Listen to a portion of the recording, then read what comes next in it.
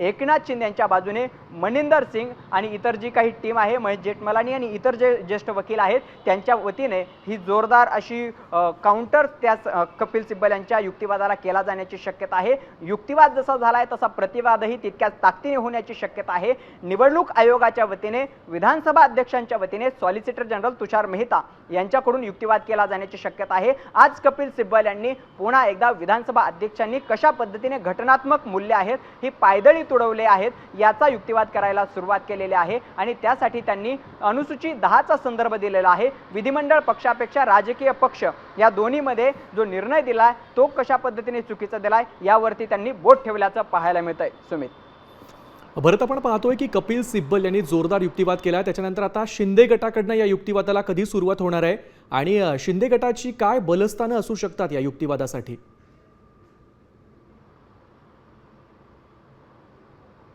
खरं तर सुमित, मी ज्या पद्धतीने आत्ताच जे काही मुद्दे मांडले त्यात दोन मुद्दे मी स्पष्टपणाने सांगितले होते की एकनाथ शिंदे यांची बलस्थानं जी काय आहेत ती पुन्हा एकदा आपल्या प्रेक्षकांसाठी सांगतो।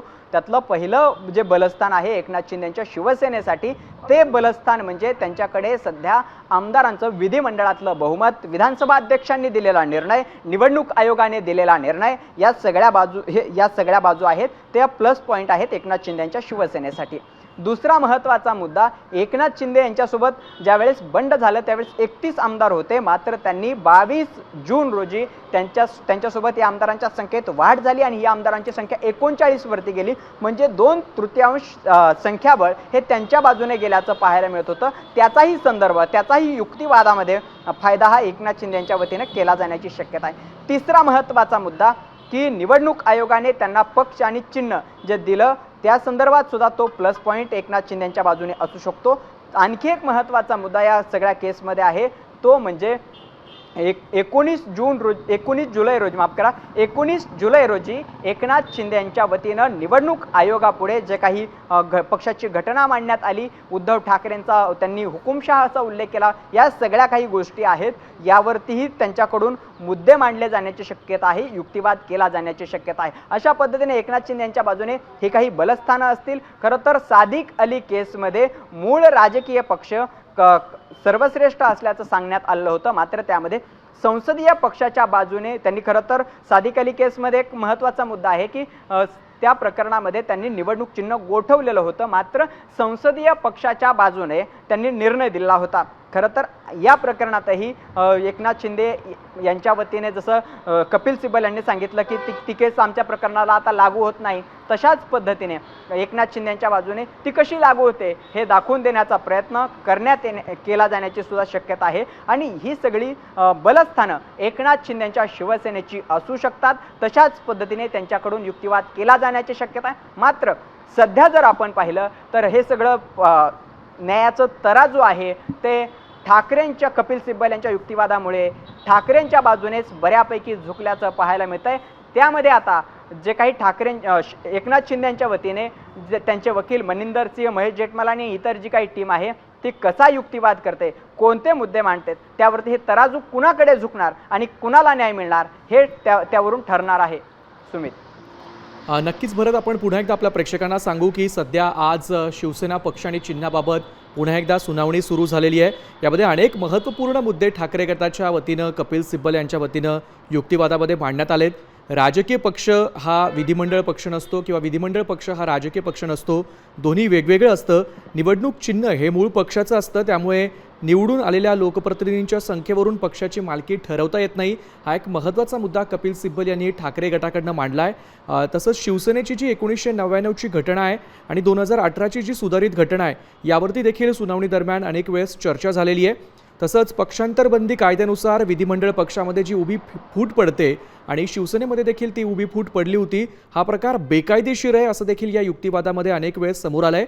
त्यामुळे अध्यक्षांनी आमदारांच्या अपात्रतेवर वेळीच योग्य निर्णय घेतला नाही आणि त्यामुळे कायदेशीर चौकट जी आहे ती मोडली गेली असं देखील ठाकरे गटाने वारंवार वेगवेगळ्या सुनावण्यांमध्ये सांगितलं आहे। तसंच सर्वोच्च न्यायालयानं देखील यामध्ये एक अत्यंत महत्त्वपूर्ण निरीक्षण नोंदवलं आहे। राजकीय पक्षाची घटना आणि त्याचा धोरणात्मक निर्णय हे विधिमंडळ पक्षातील बहुमतापेक्षा नेहमीच वरचढ असतात असं निरीक्षण न्यायालयाने नोंदवलं आहे। त्यामुळे अशा अनेक सुनावण्यांमधून जी बाब समोर येते ती म्हणजे विधिमंडळ पक्ष आणि राजकीय पक्ष हे कसे वेगवेगळे आहेत हेच ठाकरे गटाकडनं वेळोवेळी सांगण्याचा प्रयत्न होतोय। आणि आता ठाकरे गटाकडनं आणखी एक युक्तिवाद केला गेलाय।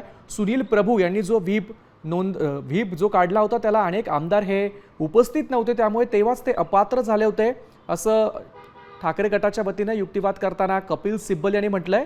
भरत, आपण पाहतोय की आता शिंदे गट सुनावणीसाठी कधी सुरुवात करणार आहे, याबद्दल काय माहिती आहे का?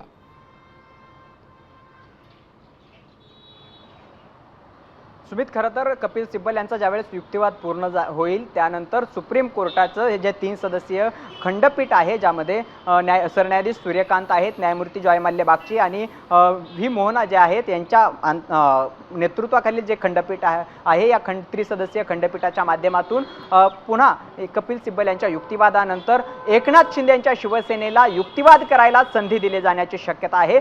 खरं तर आज हा एकनाथ शिंदे यांचा युक्तिवाद होईल का, त्यांच्या वतीने वकील युक्तिवाद करतील का, खरं तर हे अजून स्पष्ट झालेलं नाही। मात्र सध्या तरी ज्या पद्धतीने कपिल सिब्बल युक्तिवाद करतायत त्यातून कपिल सिब्बल आणखी काही मुद्दे मांडून आधी निवडणूक आयोग, त्यानंतर सुप्रीम कोर्टातील 5 सदस्यीय घटनापीठ, त्यानंतर विधानसभा अध्यक्ष आणि आता कपिल सिब्बल यांनी आपला जो मोर्चा वळवलेला आहे तो राज्यपालांच्या दिशेने वळवल्याचं सुद्धा पाहायला मिळतंय। कपिल सिब्बल यांनी अत्यंत महत्त्वाचा युक्तिवाद या ठिकाणी केल्याचं पाहायला मिळतंय। मी फक्त अमान्य न करता येणाऱ्या म्हणजेच अनडिस्प्युटेड तथ्यांच्या आधारेच माझं म्हणणं मांडणार आहे। त्याच पक्षांच्या आमदारांचा ठराव राज्यपालांकडे कसा काय पाठवला जाऊ शकतो असा अत्यंत महत्त्वाचा सवाल या ठिकाणी कपिल सिब्बल यांनी उपस्थित केलाय। आणि त्याच ठरावाचा आधार घेऊन राज्यपालांनी विधानसभेत बहुमताची चाचणी फ्लोर टेस्ट बोलवलेली होती, परंतु ही बहुमताची चाचणी कशी बेकायदेशीर आहे आणि चुकीची होती हे सर्वोच्च न्यायालयाने सुभाष देसाई विरुद्ध महाराष्ट्र शासन या प्रकरणामध्ये त्याच्या निकालामध्ये स्पष्ट केलेला आहे। त्यामुळे सध्या अध्यक्षांनी दिलेला जो निर्णय आहे तो निर्णय घटनापीठाने दिलेल्या निकालाच्या थेट विरोधात आहे आणि त्यामुळेच तो निर्णय बेकायदेशीर असल्याचा युक्तिवाद कपिल सिब्बल यांच्याकडून करण्यात येत असल्याचं आपल्याला पाहायला मिळत आहे।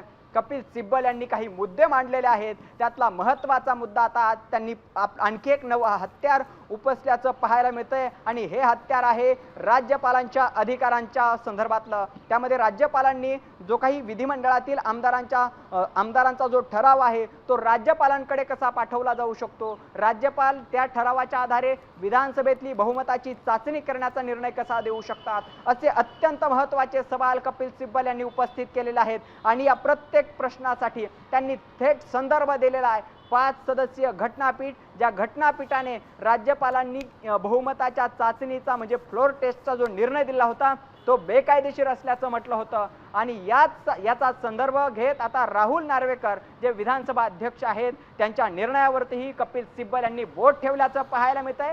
विधानसभा अध्यक्षांनी बेकायदेशीर असा निर्णय दिला आणि तो थेट सुप्रीम कोर्टाचं 5 सदस्यीय जे घटनापीठ होतं, खरं तर खंडपीठापेक्षा घटनापीठ हे मोठं असतं, 5 सदस्यीय घटनापीठ होतं, या घटनापीठाने दिलेल्या निर्णयाच्या विरोधात राहुल नार्वेकर यांनी विधानसभा अध्यक्ष म्हणून जो निर्णय दिला तो बेकायदेशीर असल्याचा युक्तिवाद आता कपिल सिब्बल यांनी केल्याचं पाहायला मिळतंय। हा अत्यंत महत्त्वाचा मुद्दा, खरं तर या सगळ्या प्रकरणामध्ये मोठा ट्विस्ट आणणारा मुद्दा आहे आणि आता त्यामुळे हाच मुद्दा ठाकरेंच्या बाजूने हे जे न्यायाचं पारडं आहे ते झुकवण्यासाठी सुद्धा फायद्याचा ठरू शकतो असं एकंदरीत चित्र या सगळ्या प्रकरणामध्ये या सगळ्या युक्तिवादाच्या माध्यमातून दिसत असल्याचं आपल्याला पाहायला मिळतंय।